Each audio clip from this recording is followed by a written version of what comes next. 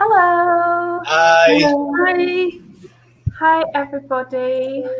I hope you're all well. Today, I'm joined by some lovely guests here, and we will introduce ourselves. And we're going to be talking about what it's like to read in a foreign language and the experiences of that, and whether we have any tips for other people that might want to get into reading in a foreign language, and just the general practice of that. So you're on my channel. Hi, I'm Abby. My first language is English, and I feel like that's quite a privilege with the publishing industry. But my second language is French, and I also speak a bit of Spanish. Joanna? Cool. Hi, I'm Joanna from the channel Joanna Souza, as it says. My first language is actually Portuguese. I also learned as my first language French, so those are my two first languages.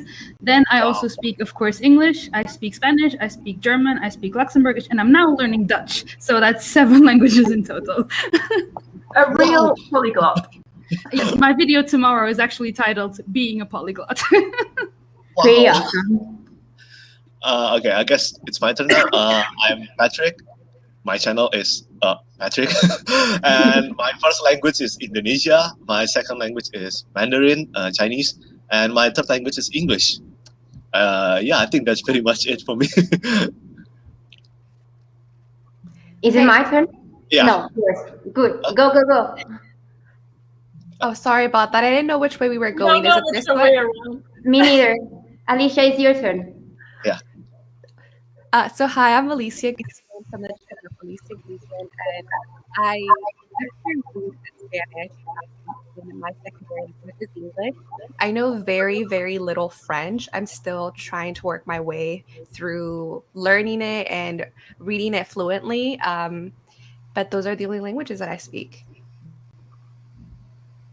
Hi everyone, I'm Andy. My channel is read by Andy. Je parle français, so my first language is French. You can tell by my accent.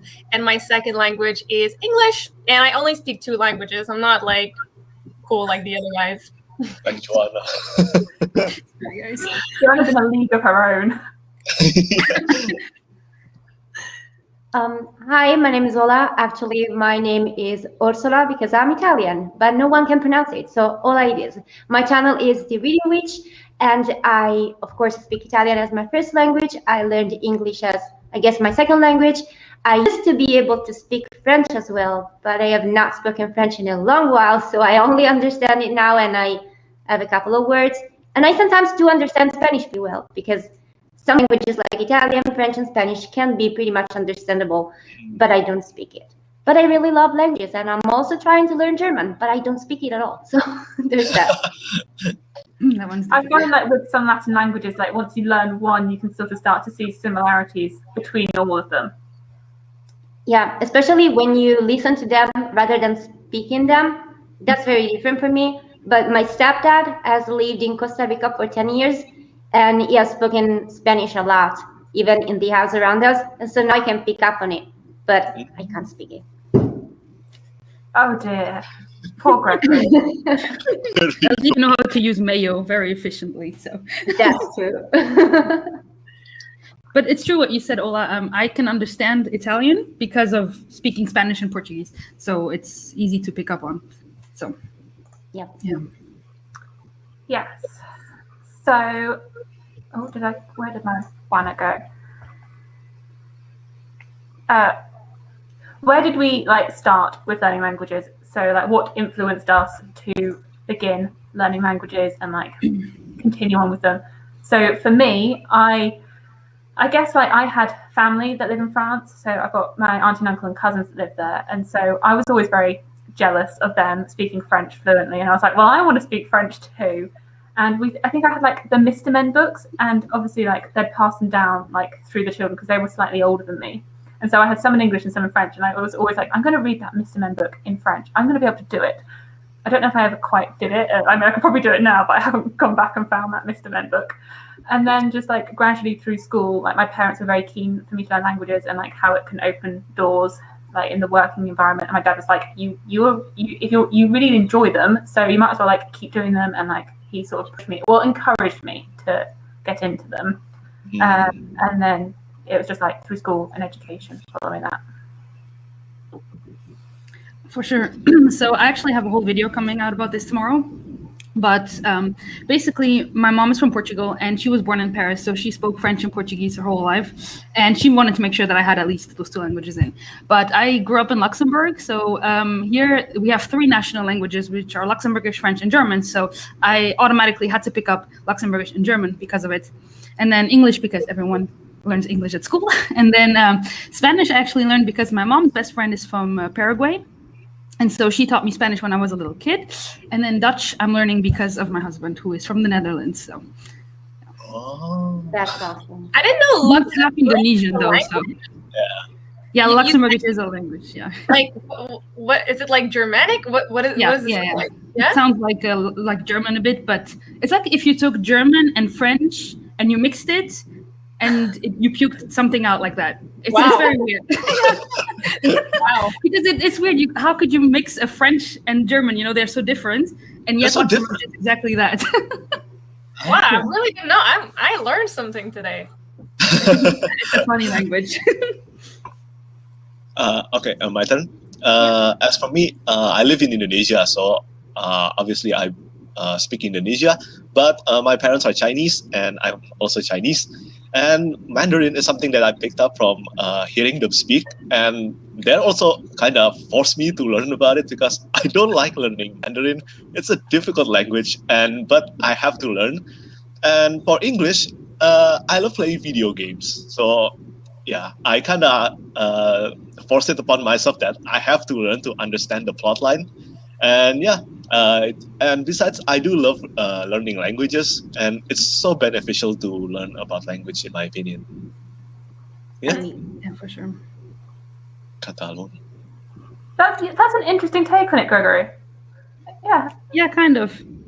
I sample it in tomorrow's video if you want to know what it sounds like. Oh, nice. Looking forward to that. Who's next? Ola or Alicia? Alicia. Okay, we're going like this. That Sorry, was y'all. the same thing of before, so I'm sticking to that.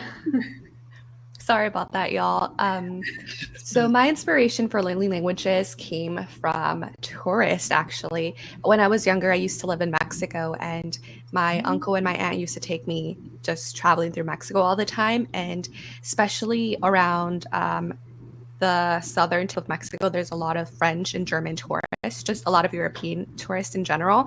And I remember when I was a lot younger, they would speak to me, and I loved that they were able to speak in Spanish to me, and some of them would speak French, and very little of them actually spoke English, which I found super surprising. So from then on, I said, okay, I really want to learn French.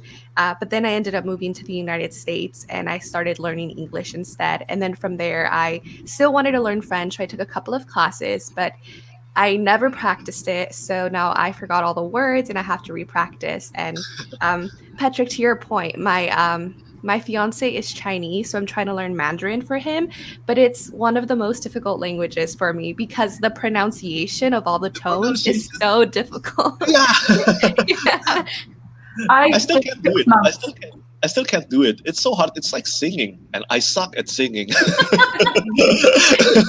I did 6 months of Mandarin, but it was because I studied French and Spanish at university. So I went to Granada in Spain for 6 months, and I took a Mandarin course when I was there. So I was learning it in Spanish, which was a very weird experience learning another language from a second language. Yeah. And it was a challenge. I mean, there was the sounding of it, the words, and then there was the written format as well. Yeah. Yeah. It's really hard to learn a new language because even though you have the best of intentions, you can learn it, but if you don't practice it, you lose everything. Yeah, totally. So with Mandarin, I would love to learn it, but I know I have nobody to practice with. So Duolingo is not going to do the trick. With Mandarin. So about me, so my first language is French, and the reason why I learned English is because it's it's 2 official languages in Canada, but I live in Quebec, and in Quebec, the French language is very, very protected for many reasons. But for example, since both my parents are French, I could not go to an English school in elementary school or high school because my parents' first language was French. that's because of that whole protection. But I did learn English starting from 4th grade, but that was as a second language. Now, when I was in university, then I could go learn, like, study in English if I wanted to, and I would say that that's when my, English really got better, because I was forced to, like, learn in English, speak in English. I made friends that spoke English, so I guess, like, my accent got better, even though it's not perfect yet. But I've always really wanted to learn English. It's really, really important, and especially in Quebec, it's really an added value, especially in your professional life, in professional environment. So yeah, I'm super, super happy that I speak both languages, but I'm very, very happy I learned French first, because French is a pain language. It's so complicated. Sometimes I even laugh at how complicated it is. There's so many rules. And yeah, I'm happy I learned it first. Yeah, Melvin is learning French, and the other day he asked me a question. He's like, "Why is it like this?" And I was like, "Yeah, I don't know." Yeah, I remember freaking out with the accent in France, because there are so many accents, and I could not remember which was the one. So Italian, of course, is my first language, and in Italy, people are generally, and I'm generalizing here, lazy about languages. We have great people that dub movies and all of that, so we don't have to do much work about it, because we can watch all the movies. But I loved music, and I started translating songs when I was younger to learn what they were saying, basically similarly to Patrick, but for me it was music rather than video games. So English came as a very personal interest, I guess. And also my parents used to speak in English among them, between the two of them, to not make me and my sister understand. But I understood it. And once it was like, "Well, we're going to the pool for my birthday." And it was supposed to be a surprise. We had that with my cousins. So my cousins are completely bilingual, English and French, like English parents brought up in France. And whenever we went over there, like, they'd speak in English pretty much all the time growing up. But they'd always argue in French. And as a child, you know, we were always so curious about what they were arguing about. You're like, what are they arguing about? What's the secret? What's going on? And now that I've grown up and I've, like, learned French, I'm now like, I don't join in on the arguments. I just sit there like, I now understand what's happening. Do you have this in any of the languages you speak? Where, for example, I was talking about this with Sophia yesterday, and Portuguese is a language where, from Portugal, not from Brazil, from Portugal, people are very loud, and so people always assume that if you're speaking Portuguese, because two people are basically yelling at each other. And so I remember that my mom was dating a French guy at one point, and he came to me and he's like, "You have to come solve this problem. Your aunt and your mom are yelling at each other, and I don't know what's going on." I was like, okay, I'm coming. So I went, and they were talking about what are we going to eat for dinner. And, like, it was just like, I was like, no one is yelling at each other, they're just talking. And so we speak very, very loud. Yeah, I had a similar experience with German, because German is a very strong kind of sounding language, more than Italian at least. And we had an accident when I was 4, and I was left alone in the hospital because my father was with my mom and my sister. And since I am this fair kind of creature, blonde and all of that, they thought I was German. And they started talking to me, 4 years old, alone in a hospital in German. And I was freaking out because I thought I did something wrong, and they were screaming at me. But it was not the case. So Klaus speaks Latin, but Klaus, I know you also speak German and English because you are German. So you've got 3 there. Yeah. Sophia with English and Portuguese. So I don't know if you guys have to learn Latin in school. I have to study both Latin and ancient Greek in high school. Oh, wow. But I cannot speak any of them. Japanese, that's also very popular for people. Japanese is a great language to learn. I want to say I fluent at it, but I'm not. I'm just good at hearing the stuff in anime. Just that's it. Is it easier than Mandarin? I don't know anything about it. I had the same question. You know, Patrick, is it easier to learn or speak Japanese than Mandarin? It's a bit difficult to really calculate which one is actually easier, but I think for me Japanese is easier right now. But there is this written format that's called kanji. Kanji is basically the same as Chinese, and that one is immensely difficult to learn. But the speaking is easier for me because as it's the same as video games. I've been watching anime since I was a child, so it's easier for me to learn about Japanese. But I'm not fluent at it yet. I actually took Japanese in college, only a semester. I didn't take it after a semester because I found it so difficult to learn. And in my experience, Japanese is a harder language to learn written because there's so many grammar rules. Yeah. But speaking, Chinese or Mandarin is more difficult to learn because of all the tones. In Japanese, you don't have the tones. Yeah. And the sounds sound more familiar, I guess. Kat, you're like Joanna. You speak so many languages. See? That's impressive.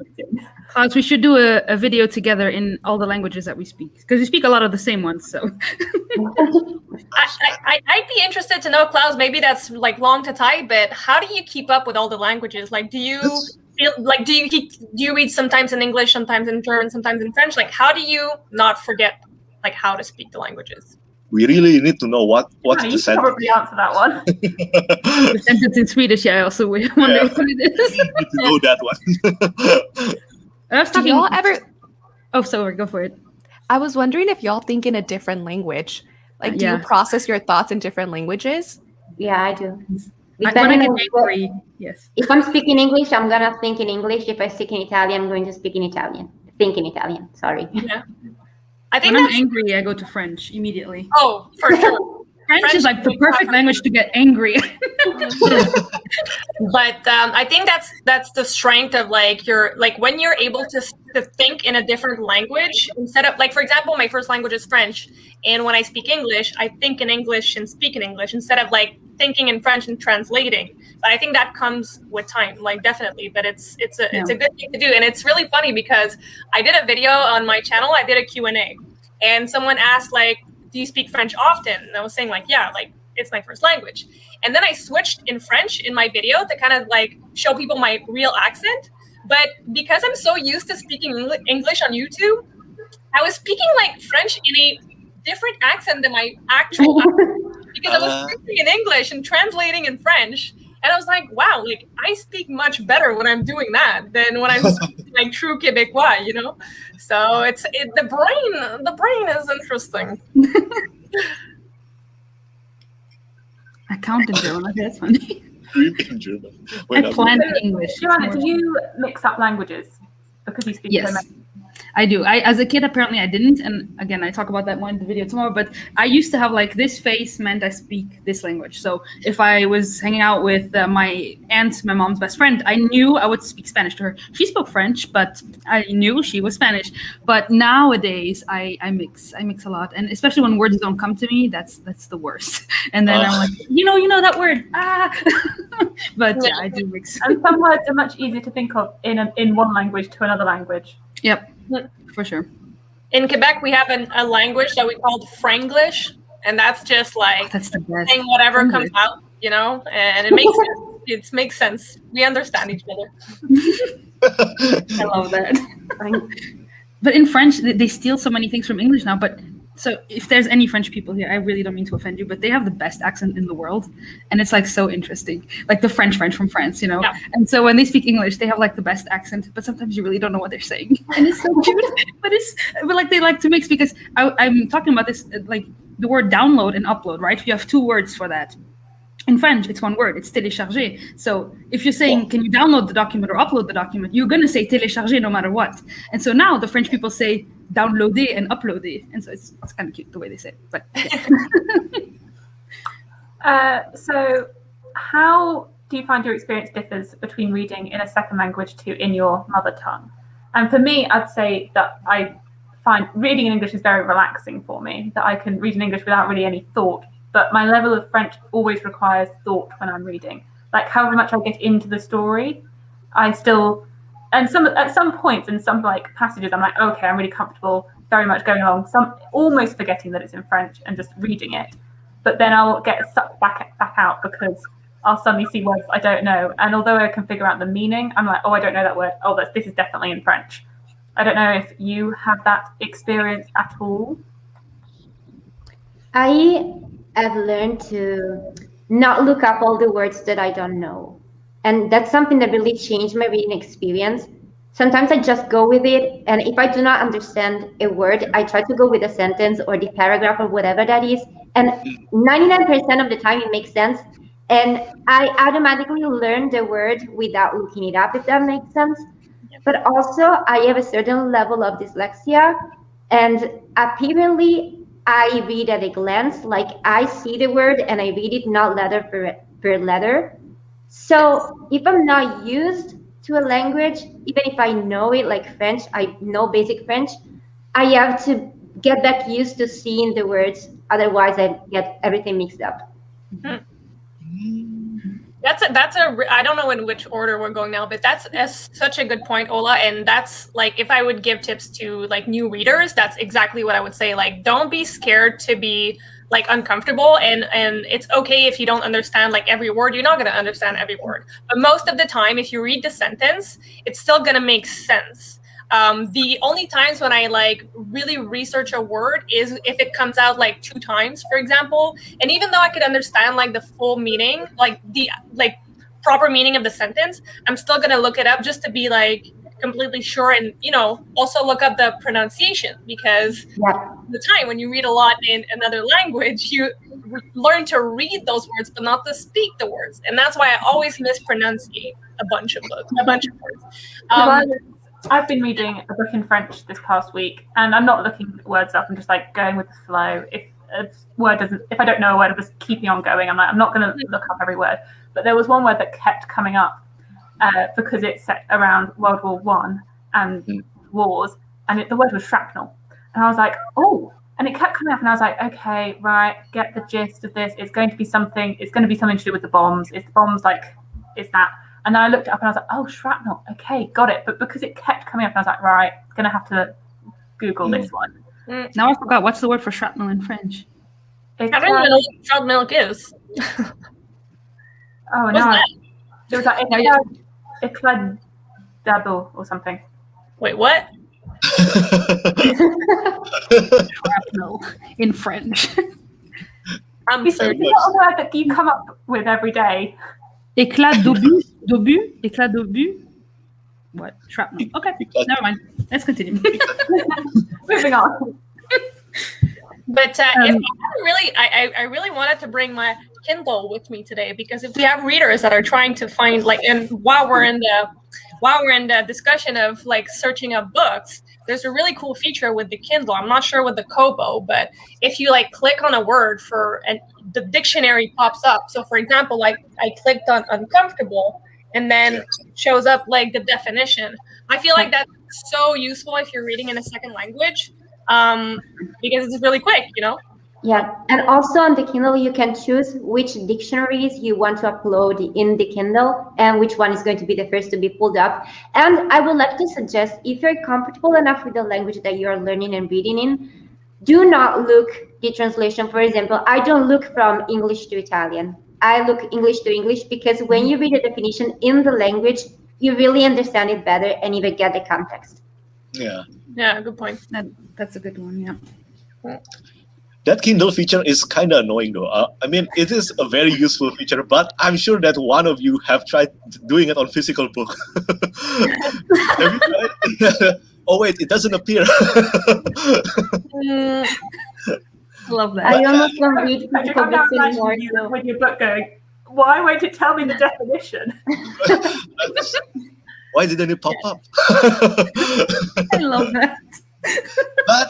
But I think it's very important that for experience in reading second language to mother tongue is that the book that you choose has a very accessible prose. I think that's very important. I mean, if I were to, let's say, start reading fantasy with my broken English, I wouldn't have started with, let's say, a Malazan. That's always my choice for this. Because it is so difficult. Even right now, it's still difficult for me. And I read it on Kindle. I use that dictionary features until it's broken, maybe. But yeah, I think it's very important. So, for example, if you are studying adult fantasy, maybe you read something like Sanderson. Sanderson is very accessible, very accessible. sure. And the best is to reread a book that you already read in your own first language. If you already read, for example, my go-to is The Little Prince. I read it in Italian, in English, in French. It's my go-to. I know it. It's my first try when I attempt reading in a different language. Oh, yeah. That's a good mine one. was Harry Potter. Yeah, when I was that about one too. 17. That was my second step. When I was my French was really improving at that point. I started reading the Harry Potter books because I knew the story so well that when I moved into French, it was like even if I didn't understand something, I knew it didn't matter because I knew what was going to happen next. Yep. And I learned so much vocabulary that way and so many weird words. Like the only thing. Oh, sorry. Magique. Like I'm just picturing these people wandering around with baguettes. Baguettes. That baguette. No, but I was going to say, sorry, but the only thing you have to do with Harry Potter is to learn like the actual Harry Potter terminology in French to English, like knowing that Hufflepuff is Puff Souffle, you know, and Hogwarts is Poudlard, you know. Oh, it's different. French people translate everything. Don't you have that sometimes when, like, the other day I was at the physical therapist and she was like, "Have you seen this movie?" And she says it in French, and I'm like, "No." And she's like, "How have you not seen this movie?" And I was like, I have. This is the title in English. Yeah. Yes. Italians do the same. That's really funny. And I saw Steve commenting on the live that he learned French through my Discord yesterday. I was teaching them the French Québécois swear words. Okay, I'm not going to say it on the live, but I was teaching them like in order of which swear words is the worst. And it's funny because we're talking about the word mute. And did you know that mute in French is sourdine? And I'm like, why? Can't you say mute or something? Like, why does it have to be so different to continue on Joanna's point? That's something that I think is always like so interesting to see, you know, how if they translate everything, because if you have still at least the same stuff, or like sometimes names, they change names of characters and stuff. Oh, yeah, that's annoying. Right? And then you're talking to someone about the characters, and okay, I had this when Game of Thrones was on TV.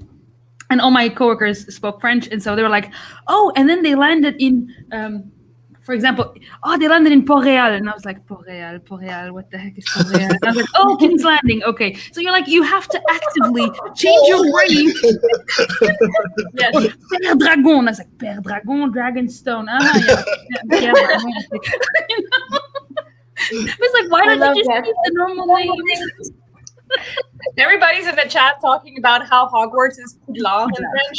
Why? Who chose that word? You know, it sounds weird. Would make a lot of sense. Agua would be fine, but it's Poudlard. Go figure. And how they is bacon, so that's characters as well. Like how the characters had different names. Like Snape was like Professor Hogg or something. I hate French sometimes. I swear to God. These are so weird. To actually answer this question, how does the experience differ? I think something that we just said is like also the way that books are written or sentences are structured. Sometimes you get something takes a lot longer to happen in a different language because the culture of that language is to write like this or to spend a lot of time building up. Whereas sometimes in English you just go straight to the point because the language is straight to the point. In French, sometimes you turn around and around and around to say something and you're like, just say what you want to say. But the language is so long. And I was talking about this with someone else so French people have a very bad habit that I have unfortunately picked up. We interrupt people because you don't need to hear the end of the sentence to know what the person is going to say.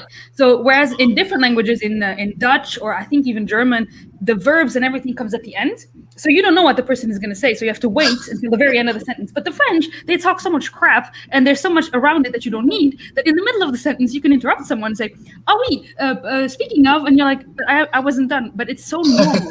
And so Melvin always thinks it's so rude how people are interrupting each other. I'm like, it's just the culture. It's just so weird.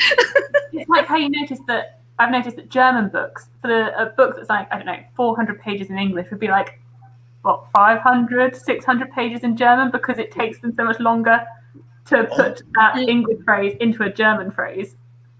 They have Not in detail. Like, I'm sure, Klaus, you could probably comment on this a bit more because you're being German. Or Julian. Sorry, I was reading Klaus' comments. That was funny.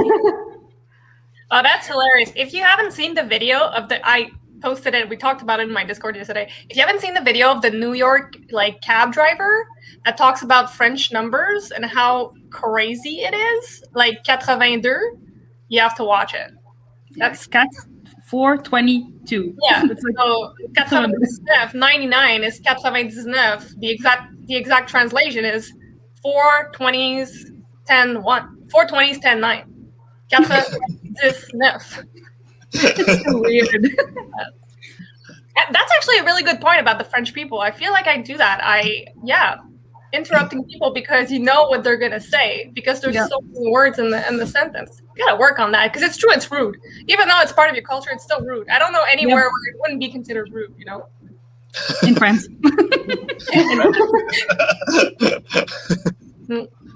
Yeah, I think also to answer the question, I think, we all really said it, but you have to be comfortable. You have to be more patient, when you're reading in a second language. And I feel like that's something I wasn't doing when I first started because I was like, oh, but I know, I've been speaking English since 4th grade, so I should be able to pick up The Lord of the Rings now. But no. First of all, Patrick said, you're reading a fantasy book. Not only does it have words of its own for the world building, that's a book that's written in the 50s. It's a completely different prose. It's completely a different language. And you're going to be uncomfortable and just managing expectations. And like Ola said, picking up books that are easier to read. To me, the go-to recommendation I would give to people, if that's one of the genres that you'd like, is thrillers. Thrillers are usually super easy to understand because the writing style is really modern. It's fast-paced, it's modern, it's not too complicated. Even Brandon Sanderson, I would be uncomfortable. Like Patrick, you said, his writing is definitely accessible, but I would still be uncomfortable if I was not fully fluent in the other language just because it's fantasy, you know? I remember reading Way of Kings. I started it. I put it on hold. I read Mistborn instead. But I was I read a shard blade, I think. And I was wait, is that an actual English word or is that part of the world of Brandon Sanderson? I'm not sure. I've never read that word. So is it a word I don't know? Or is it a made up word from that world? You know?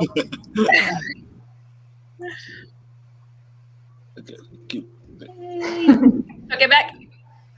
That comment, that is so funny. And it's true. French people, the French, they change titles of things into other English things that have nothing to do with it. Like this, the movie Hangover is called A Very Bad Trip. But why? Did you know? There's a reason, actually. There's a reason. Is it? There's a reason for that. It's about copyright. If you change the title into something different that is technically creative, you can get part of the creative copyright on that. Oh, see. Italians do that too. That's shady, though. in Italy, do you have for example, movies? Are they dubbed or are they subbed? They are mostly dubbed. Okay. Oh. That's why people don't really learn other languages because they just sit on there and watch their movies and they change a lot of words, a lot of titles. Harry Potter names are all over the place. Something that really weirded me out is that Gryffindor has the word for gold in Italian in the name, but is red. And Hufflepuff has the word for red in Italian in the name, but is yellow. That was not okay for me. That's wrong. Literally, Hufflepuff in Italian would be red badger. Okay. Nope. So I don't know if we have anything else to say on that, or if anyone has any tips for beginners for people that might want to get into reading in a second language and how it could be seen as being something more accessible. I was going to say I think we talked about reading something that like Ola saying about the Little Prince or Harry Potter, something that you know already is an easier venture into foreign languages. But if anyone has any other tips. Yeah, I was going to say either that one or the Kindle one, but I think actually listening to something. So, for example, watching a movie or so, because then you can first know what the language sounds like. That's helped me a lot. So I always try to first watch a bunch of movies or shows or whatever it is in that language, and then when I go to a book, I feel like I've heard the words enough that I know what they sound like. And it's really, really useful if you can watch a movie subbed in that language, so you can see and hear at the same time. Are connecting. That's a super good point. I didn't think about that. And that's something I started doing really recently. Similarly to what Ola says about watching movies, I started listening to an audiobook and reading the physical book at the same time. And I started doing this with The Devil in the Dark Water, because it's Dutchy. Well, I mean, I know the author is English, like British English, but I feel like the names were really Dutch inspired. And I started trying to listen just to the audio, and I couldn't understand what I was listening to because, for example, it was one of the names. It was called the lady was called Creesha, so Creesjie, which I would pronounce E, but it was Creesha. So by listening to it and reading the book, it made me understand the book so much more and connect with the book because now I can speak about the book and pronounce it correctly, but also understand what I was reading. Because it's always easier, in my opinion, you guys let me know what you think, but I feel it's easier to read than to speak or listen in a different language, because the words, you could actually look at them and at your own pace. Whereas for example, Abby, she speaks British English and I'm not really I don't have, well, obviously nobody speaks British English here. So it takes me a bit more time to understand sometimes because I'm not used to that accent. Whereas when I talk to her in the chat, I could fully understand what she's saying, right? Accent problems. But yeah, I guess with films, I think when I first started watching French films, I'd watch it when I was beginning to learn French, I'd watch it in French and I'd have the subtitles on in English. And then as I progressed, I've changed it so that now the subtitles are also in French. I still generally prefer to have the subtitles there. I haven't quite got around to taking the subtitles off yet. I'm no, they're a comfort blanket. Yep. Oh, I watch British shows with the subtitles on all the time, Game of Thrones. Well, I haven't really watched Peaky Blinders. My boyfriend watches it. I tried to watch it. Whoa, I love the Irish accent, but I can't understand a thing. So I'm find myself reading it. But the only thing about subtitles sometimes is that you tend to always look at them because they're in your face, you want to read them. But the best thing is really to watch the visual show, and if you don't understand, to move down to the subtitles, but not take the habit of always reading them, because I guess audiobooks are easier to find in English than in other. Yeah, that's actually one of my questions for you. Maybe for Alicia, how do you find it easy to find books, for example, in Spanish, living in the US, or audiobooks in Spanish? I don't.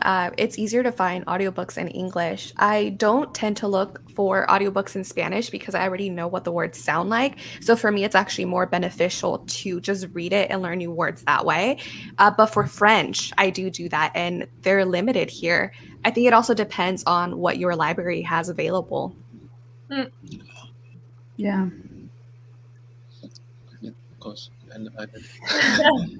Yeah. I do want to say, though, I think one tip that maybe wasn't mentioned, but kind of just iterating on everything else, is if you do pick a book that's too challenging for you, just go ahead and DNF it and pick another book that's less challenging for you. Yeah. It's all about progression. English is my second language, right? So when I was a little girl, I picked up books that were in my reading level, and it's totally fine to pick up books that, maybe don't challenge you. That way you can go ahead and, just make sure that you're fully immersed in that reading experience. And then once you do understand it and you're able to enjoy a story, go ahead and pick something more challenging. You don't have to start with the most challenging books. Absolutely. Yeah. And you can always DNF a book even if it's in your first language. You can always DNF. Always. People write for DNFs. Okay, by raising hands, who's comfortable with DNFing a book? Me. This is your hill. Let us know down in the comments too, because I feel like some people are so FOMO, fear of missing out. They don't want to DNF a book. I do not understand why you want to endure the pain of keep reading a book that you don't like or that's not challenging you. Very good point. The internet is dark and full of spoilers, but sometimes those spoilers are useful. DNF the book and read the spoilers. You're good. Yeah, for sure. And sometimes yeah. those spoilers actually makes me want to read the book. Sometimes, Same. I totally relate to that. if I already DNF, Yeah. yeah. Mm. But I think DNF can be a bit difficult, especially if you're still starting to read. The first time I was so immersed in reading, I was so thick-headed about, no, I'm not going to DNF, even though I should. There is so much pain in continuing with reading books that didn't work for you. There's so much pain, and now I just don't care. If 10 pages doesn't work, bye-bye. Bye-bye, sorry, man. I'm imagining sassy Patrick here, like. I need a gif like from Evie from that. Bye bye. Bye-bye. Wait, was which so- is from Evie because there's a lot. She's the queen. You know, of she it. needs to make one of Patrick doing that. Oh, I didn't know that. I saw. No, that's true. I used to be a torturer. I used to like read. I read this book in German once, and it was like, no, it was a translation from. It was a German book, but I read it in French, and it was so bad. It was terrible. It was about kids doing drugs, and everything was graphic. And I'm very squeamish, so come with needles, and I'm like, no, okay, I'm done. And I forced myself, and it was terrible. It was terrible. It was terrible. I'm so hard. I mean, I guess it's different. If continuing through a book that you don't like doesn't put you in a reading slump, like that's fine. You do what you got to do, you know. But me, I know it's not an equivalent exchange, but meaning like if I keep going with a book that I'm not enjoying, that's gonna put me in a slump for 10 days. Like, so I'm exchanging like 10 hours of the book that I don't like for 10 days of a slump. Like, no, Yeah. it's not worth it, you know. You're so practical. Lyra, that's a good point. Okay. Yeah, and I'd say like with reading books in other languages, if you get to a point where you're like, I just don't understand this. This is above my level. Then that's a good enough reason to put that book down, because you may be able to read that book in time. Like you may love that book, but you just need to work on some easier books first before you get to it.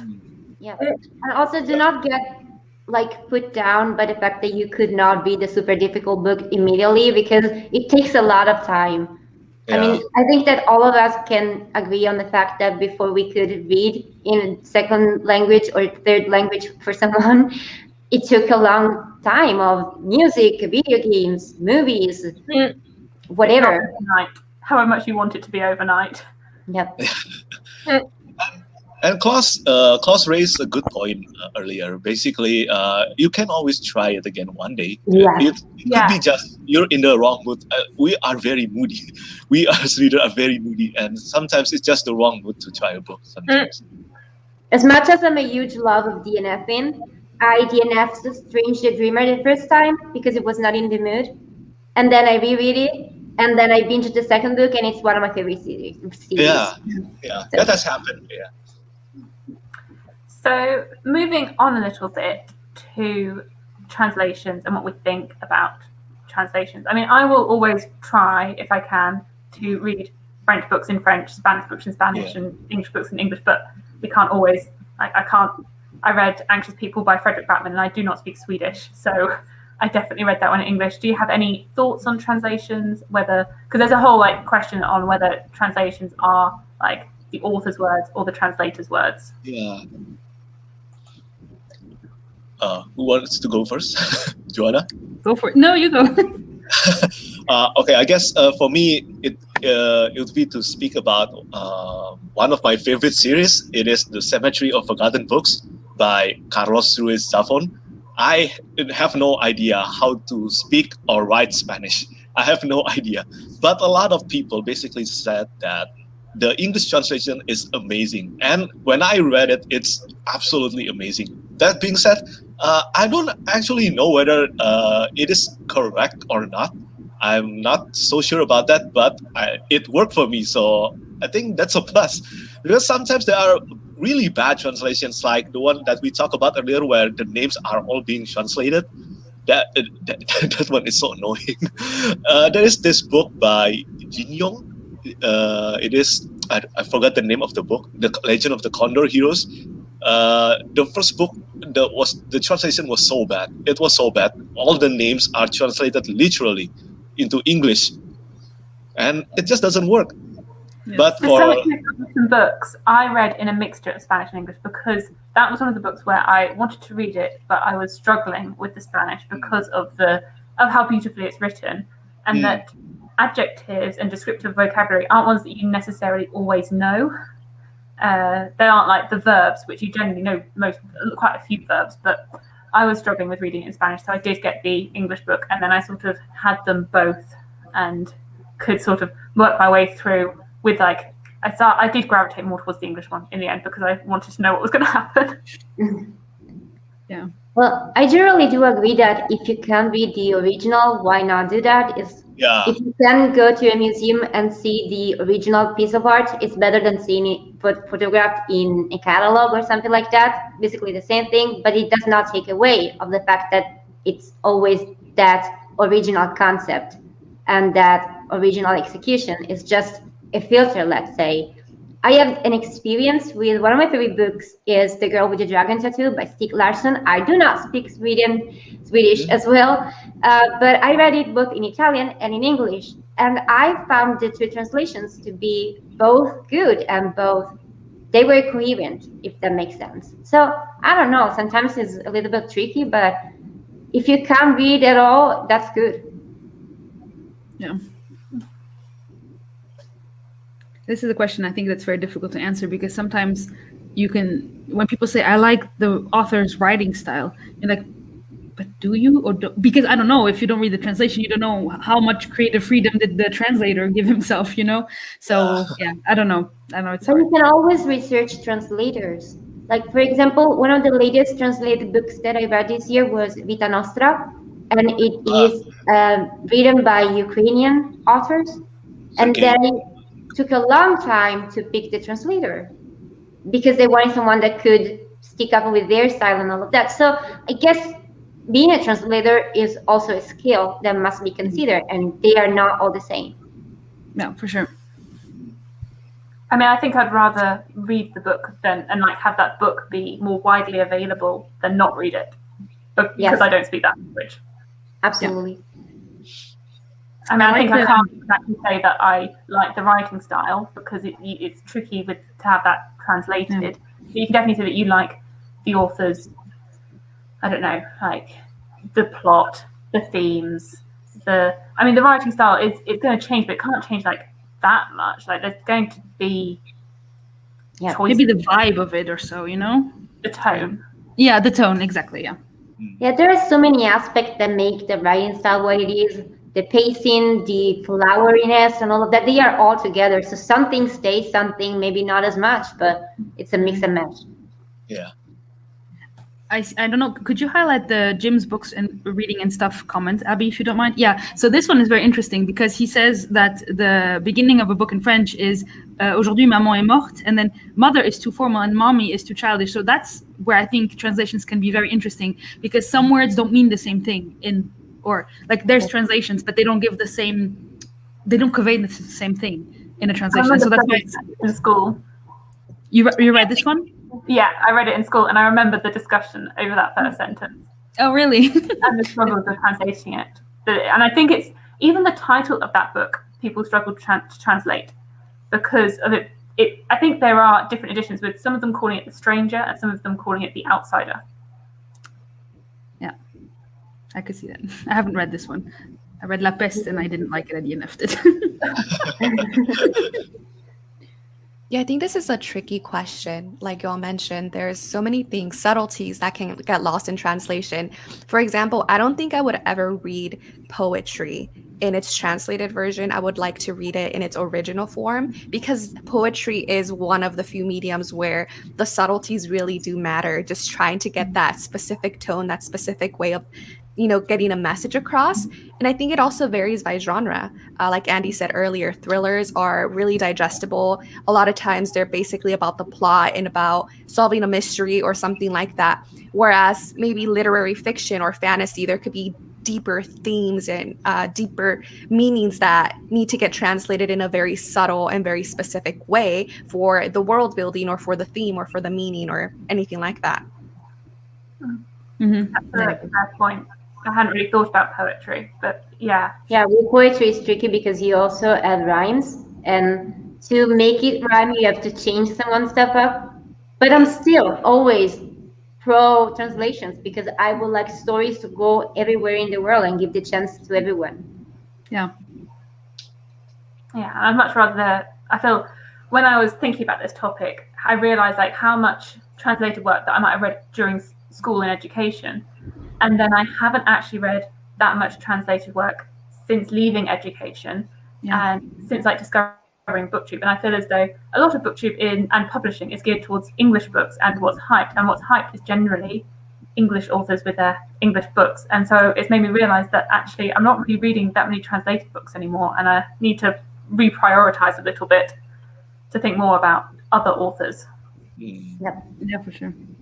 It's funny because I have the opposite experience. I went back to look at the translated books that I've been reading, and I realized that a lot of the books that I read in English are translated works, and I just didn't know that they were translated. And it was like an aha moment, like, wow, that's so cool that this is in English. If not, I wouldn't have been able to read it. Like one of the ones that I think of is Siddhartha by Herman Hesse. I love that book. It's one of my favorite books, and I didn't even know it was translated.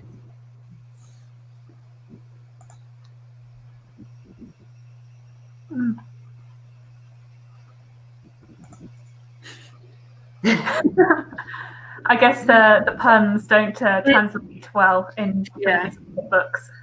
You can laugh at the translation, you know. It's a whole other level. But Klaus is so right. Humor changes so much. You can't have puns sometimes because words are just different. And yeah. Or even culturally speaking, I think like if you think, for example, something that I thought was super interesting is when I did my studies in America, Americans really like pop culture references. Like it's everywhere. French people, a lot less. And so if you're going to go into a book and then imagine if you're a French reader who reads books but there's no pop culture references ever, and then you pick up a book that's a translation and you hear Harry Potter, Game of Thrones stuff, you're like, what is this doing here, you know? And so maybe it could be jarring to someone. Like for us, it's completely normal because we are used to this kind of stuff. But if you're not used to it, or even like just for example, I was thinking about this, like the book called Tweet Cute, you know? And I was like, what if you are not at all into the whole, I don't know, social media thing, and then you read this and you're like, I don't understand. It's like a whole nother language, you know? And so you don't get the subtext sometimes. Yeah. So I know, Ola, you wanted to talk a little bit about education and how that affects. Yeah, similar to what you were saying is how much we read translated stuff in school, especially if we are not from an English-speaking country, because there are a lot of considered classic books that everyone reads, but then there are also a lot of books that you read specifically to your country where you are studying. I know, for example, that in Italy, we have to read all of the Dante freaking books, all of them. Inferno, Purgatorio, Paradiso, all of them. And we also read all the Iliad, all the Odyssey, all that stuff. And there are so many other books. There's the most important novel. It was the first novel for Italy that is called I Promessi Sposi, di Alessandro Manzoni. And I hated it. But it's a mess. Everyone has to spend 1 year of high school on that crap.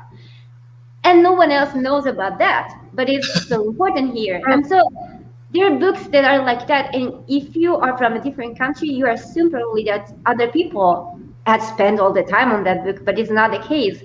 So that was an aspect that I found interesting. And it came actually from Book Jeopardy, because there was a question on the required readings, and I was like, I have not read this.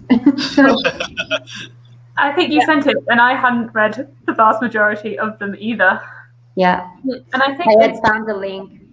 I guess everyone's education is slightly different. And I think there were some comments right at the beginning where people were talking about what education and foreign languages was like in the United States, which I cannot talk on, but Alicia, you might be able to talk a little bit more about it. But like I had a whole course, which was, I think it was when I was like 17, 18 in school, which was on reading translated books, and we had like a whole 6-month module on reading books that had been translated, which is probably where a lot of my translated book reading came in. But I think that's relatively rare for English schools to focus so much on translated fiction. Well, it depends. For example, in our English class, we read kind of a lot of translated fiction, but because the class, not only my class, but normally classes in Italy are not that up to level to read in a foreign language, so we read it translated because there's not enough time, honestly, to really learn the language to that point. So I guess that's also why we read more translated stuff than not, because we are lazy in learning. This comment by Klaus, I think, is something that I wanted to touch on with this topic. In Luxembourg, they put huge focus on the languages. So, like, it's not like you can say, I speak this, and then you can only say, like, hi, my name is so-and-so. So when I was in school, I don't know if you everyone knows Faust, right? The book Faust, where the dude sells his soul to the devil. Exactly. So we read that in German, and it is like, it's very difficult reading, especially if it's not your first language. There was a scene, I remember, the teacher was like, so Joanna, what do you think happened in this scene of the book? And I was like, I think the girl is pregnant. He was like, how? How did you get that from this? He just sold his soul to the devil. I was like, whoa, how did I not get that? You know? And so that was my high school experience. And then I had my best friend who was studying in France. And she was like, oh, I have my Spanish exam tomorrow. And literally all she had to say was, hi, my name is so-and-so. I am from this city in France, and I like the color blue. So the difference in the educations and that the emphasis that countries put on languages is huge, I think. Yeah. For your understanding. I mean, for example, we had 3 hours of English, but we had 4 hours of ancient Greek and 5 of Latin. So 9 hours of dead languages. They are interesting, they are cool, all you want, but you can't speak them in real life. 9 hours of that and only 3 of English. I mean, I think for me anyway, learning French, we didn't have any foreign language education until we turned 11 years old. There's none in primary school. So it's from 11 onwards, and I think it was just a couple of hours a week to begin with. So, and it's very limited. Like, I don't think that many people in England really speak that many foreign languages. We're rare. That's the same in the United States. I feel like as a country, we don't place any value on speaking multiple languages. We sort of have an aversion to learning more languages. Even when we travel, like Americans travel to other countries, we expect them to know English. Like, why are you talking in your native language? Talk to me in English so that I understand. So it's really interesting in that our education system, we don't place that value in order to learn different languages. And I feel like that really translates into a lot of books not being translated to other languages from English, right? Or in the way that we don't pick up other books in different languages for us to learn. But it's like goes through the whole of society. Sorry. I was just like, if it goes through the whole of society, like it starts off with education, that we're not putting a priority in the education of foreign languages, and then it moves up as well to publishing and just other industries as a whole. Exactly. Yeah, I was saying that it's weird in Italy because people just put so much emphasis on languages when you're looking for a job. For example, if you can speak multiple languages, that's super important. They are super excited. They want you. But we don't teach that in school. Yeah. What's that? Yeah, that's true.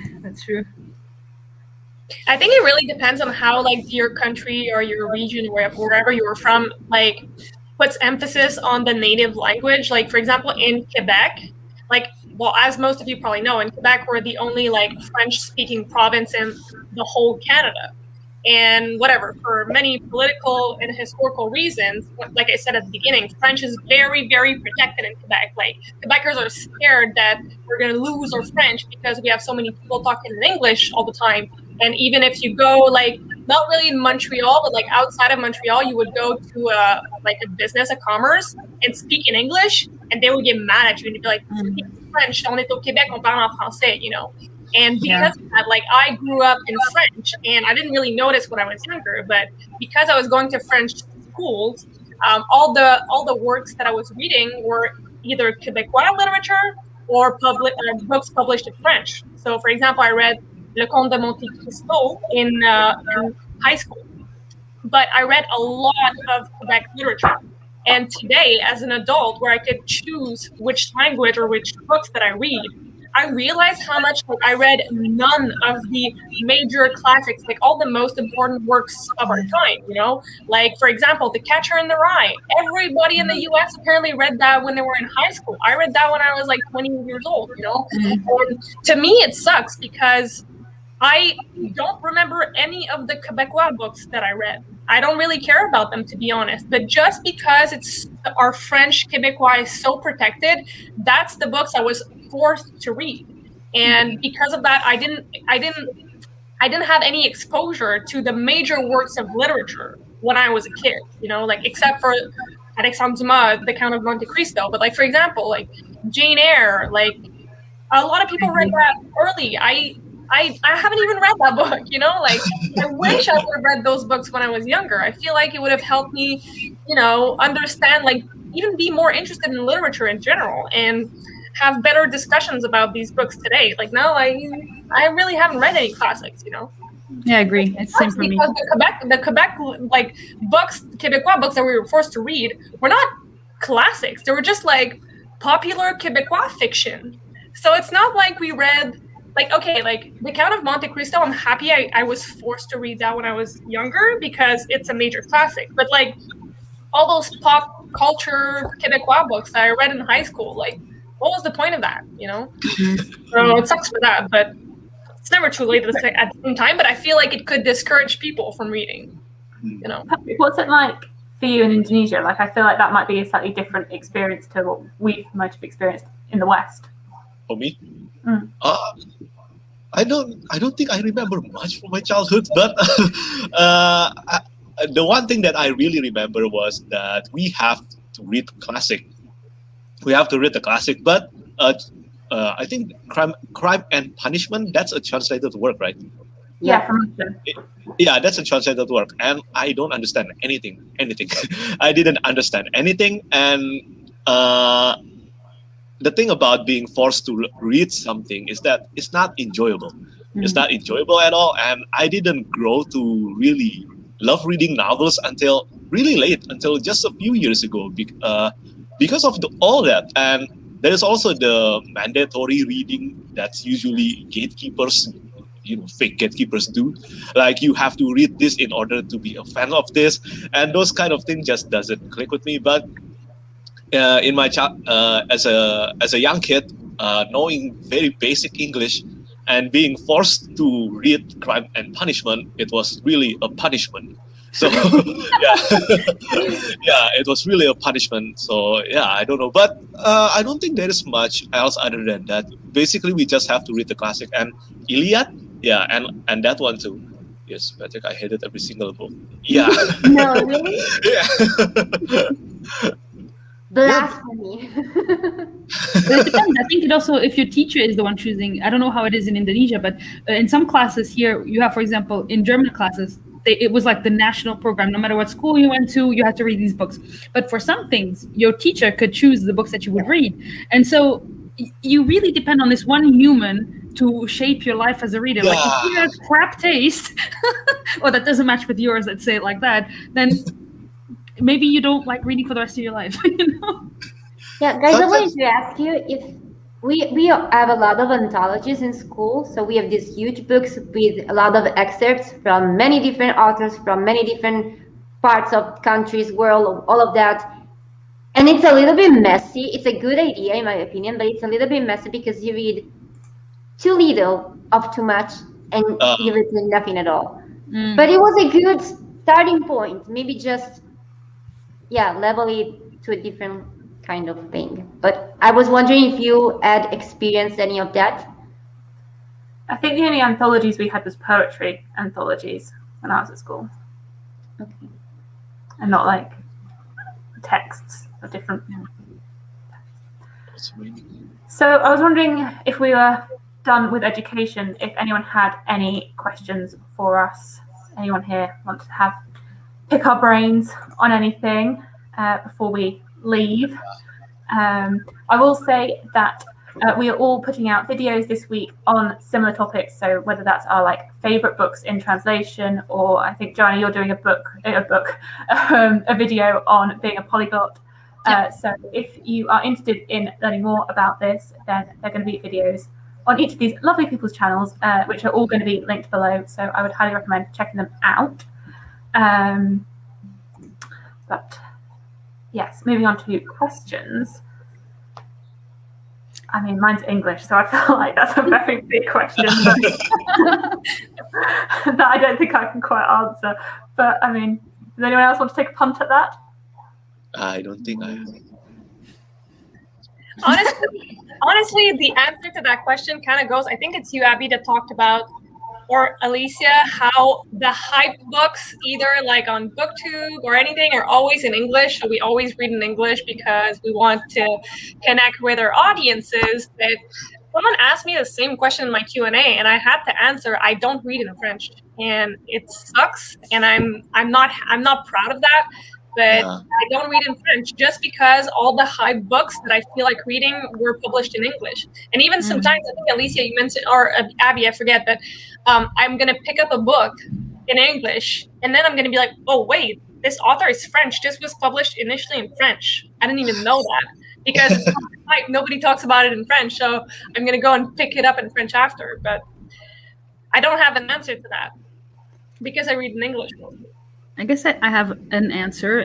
One book I love in French is Huis Clos by Jean-Paul Sartre, and it's a play, and it's about three people who arrive in hell, and the message of the book is that hell isn't a place, it's other people, and that hell actually is created so that you are put with people that will literally like make you break and make you want to die again, but you're dead, so you can't die. It's really like, I just love that book because you see how he wrote it, and it's a play, so you don't have a lot of words, you don't have a lot of time with the characters, but I don't know, I just really like that book, and I've read it I think 20 times, so it's really fast. It's like 50 pages, so. It's like Sanderson. I read Stomach Archive. It's the same.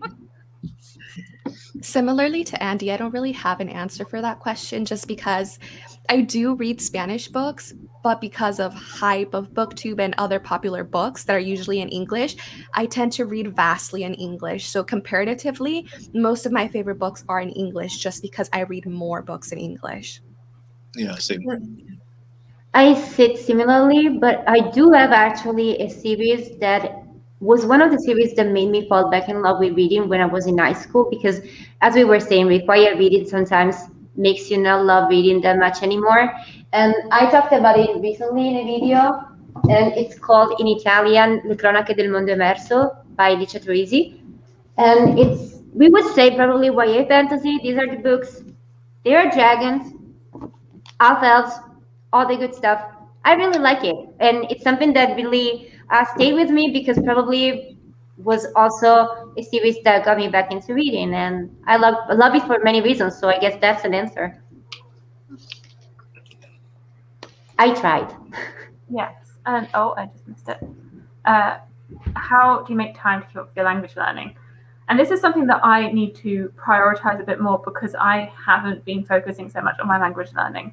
I work in the travel industry, and so I work with a lot of French hoteliers. So I'm able to keep up like my written business French but it's always asking the same things. Like I'm always writing the same sentences on repeat.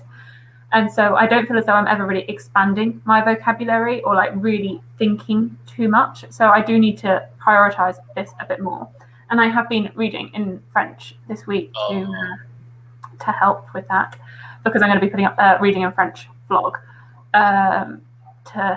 So I think it's just finding you make time to read, you make time to work in other languages as well. Yeah. It's just like factoring a chunk of your day, like 30 For minutes. me, something that always helped me learning and also refreshing languages, as I was saying, is music. I enjoy actually translating music. I pick a lyric and I start translating it. And maybe that's a little thing, but it helps because I have fun with it. So it's a little way to keep up or even to start. Yeah, the way that I do it is just by allocating a little bit of time every day or certain times a week. Just like I make time for reading, I try to make time for language learning. And for me, it's nice to have Ben around because, like I mentioned, I'm trying to learn Mandarin, and he talks to me in Mandarin sometimes, or he helps me with my pronunciation while we're cooking dinner or eating dinner. So I do have that, nice person who is able to help me, even if I'm not making time. He's there to talk to me so that I'm constantly progressing. Conversation helps a lot. Conversation helps a lot in learning language. I was going to say the same thing. To have someone that's learning the language at the same, well, in your case, he already knows the language. But if, for example, when I was learning Spanish, I forgot everything. That was a while ago. But my sister was learning Spanish at the same time, and we would practice together, because you're only ever going to get good at learning a language if you practice it. Like, yes, there's apps like Duolingo and stuff, like you're practicing on your own, but without like actively speaking with someone, and especially someone that's trying to learn at the same time and trying to correct you at the same time, I feel like finding that, language learning buddy is a really good way to go. And it's gonna make you want to spend more time on learning it. It's motivating. And training your ear. I think, Alicia, don't you put your videos out sometimes in Spanish and in English? I do. My wrap-ups are both in Spanish and English. And exactly. It's really interesting, actually, because Spanish is my native tongue. But because I don't have people around me who speak Spanish all of the time, I'm slowly forgetting words, and I don't feel as comfortable speaking in Spanish. So this is a way for me to, not only practice my native tongue, but also start reading more in Spanish. Because if I start making videos in Spanish, then I'll get more Spanish viewers. In turn, I start reading more Spanish literature. Yeah, and I think for someone who wants to, for example, learn Spanish, it's perfect to have your wrap up in both languages, because then they can say, okay, I'm going to watch the Spanish one first or English one, and then go to the other one and like, okay, I kind of know out of context. Or if you want to challenge yourself, you first listen to the Spanish one and then go to the English and you see how much you picked up on. I think that's really cool. Honestly, that must be so much time to edit 2 times the same video. Props to you, because I don't have that patience. That's why I only do wrap-ups for now. But like, that's a question I guess I would like to ask those people who speak another language. Also, Klaus, for example, how did you choose to make your videos in English? Because, for example, I could have done them in French and then only targeted the French audience, or Portuguese and have been a part only of Portuguese BookTube. But what made it that you chose English? For me, for example, I did because there's no Italian BookTube. And I wanted to connect with people from all over the world. And this is the best option to have as many connections as possible. Yeah. I had this conversation with Abby a couple of months back, because we talk about like the big popular booktubers like Murphy or Daniel Green and how they have a bunch of followers. But if you look at Spanish BookTube, they have way more followers than any English booktuber out there. So it's really interesting. But the reason that I chose English is because I was watching BookTube in English, so it just seemed natural to start the channel that way. But that was just one thing that Abby brought up that caught my attention, because they have a lot more followers. Yeah, they have like 500,000 followers, the Spanish booktubers, like some big ones. That's interesting. I didn't know that. But I'm curious, do they read in Spanish or do they read in English? I think the ones I've seen, the one I've seen is Books with Clow, and she predominantly reads Spanish. She has a Spanish book out as well. But she reads in Spanish? Yeah. Because I feel like, I mean, to me, obviously the audience in English is bigger, but at the same time, there's more booktubers. So like maybe that's why the Spanish booktubers have more followers, because there's less of them. But I feel like I could do all of my videos in French. If anything, I would be more fluent, but I read in English. So I feel like maybe someone who speaks French and wants to watch YouTube in French also reads in French. So that person really wouldn't connect with my content, because they'd be like, I don't know. Mm-hmm.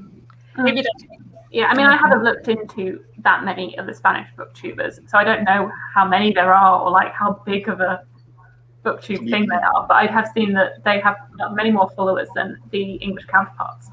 I follow a couple of them, and for the books that are, some of them read in both English and in Spanish. And what they do if a book is only in English, they let them know, like, hey, I read this book in English. They look up to see if there's any translation coming soon. And if there is, they notate it down in their video. And if not, they say, sorry, it's in English only. But hey, this might be a good book in English if you want to practice a little more. Or, this is a good starting off book. And for Sophia's question, I mean, I pretty much dream in English. Now, when I lived in France, I dreamt a little bit in French. And I remember having my first dream in French, and I was like, oh my God, I've had my first dream in French. But it's been a little while now. For me, it depends who's in the dream. If I'm dreaming with Italian people, I'm going to dream in Italian. If I'm dreaming about all of you, I'm going to dream in English, probably. I hope you're going to dream of us. Yay! I hope so. I think it depends as well for me. Yeah, same. I don't dream. What? I don't dream, or I don't remember my dreams when I wake up. We'll never know what it is. I don't remember, but sometimes there are some that I remember. I remember mine. Also dream. Don't you dream like wordless stuff? I always have dreams that are wordless. I do not speak. They are just situations that are mostly creepy. But there's that. Not always I speak during dreams. 878,000 subscribers. Wow, I'll learn Spanish now. I'm not doing it for the numbers. Bel Rodriguez. Something that's really funny that I saw in French BookTube. So when we talk, for example, about a book, you're going to say, I have it next to me, so I'm saying it. I read Jade City by Fondali, right? But then the French people would say the name of the publisher as well. So they would say, I read Jade City by Fondali from Orbit.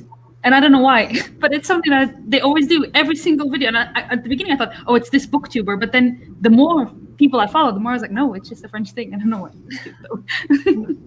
I want to highlight the publisher. Yeah, apparently. Maybe is it because of the translation? Maybe, I don't know. But sometimes they don't get published by multiple publishers. It's just one publisher. So I don't know. So unless we have any questions or if anyone has anything else to talk about, I think we'll leave it there. Cool. Okay, well, thank you everyone for joining us today for this discussion. I hope you all had fun here and learned something about us. I would highly recommend checking out everyone's channels if you haven't already. They're all linked below. And so, yes, thank you for coming, and I'll see you all soon. Thanks for having us, Andy. Thank you. Bye. Bye.